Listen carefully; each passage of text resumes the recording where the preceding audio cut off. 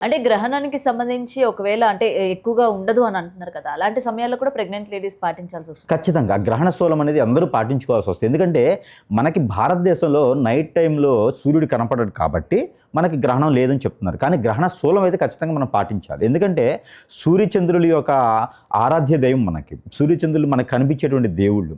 వారే ఖచ్చితంగా ఇదవుతున్నారు అంటే, ఆ ఒక శూలం అనేది మన వారి కింద జీవించి మన మీద ఖచ్చితంగా ఉంటుంది కాబట్టి, ఆ ద్వాదశ రాశులు వారు ఎవరైతే ఉన్నారో వారు ఖచ్చితంగా పాటించుకోవాలి. ఆ తనంతరము నెక్స్ట్ డే ఏదైతే 22వ తారీఖు ఉందో, సూర్యమానం ప్రకారంగా ఈ దసరా శరన్నవరాత్రులు ప్రారంభించేవారు ఈ యొక్క శుద్ధి చేసుకొని చేసేదానికి సమయం లేట్ అయింది. ఆ పాడ్యమి కూడా లేటుగా వస్తుంది కాబట్టి, సూర్యమానం ప్రకారం చేసేవారైతే 23వ తారీఖున మొదలు పెడుతున్నారు శరన్నవరాత్రులు.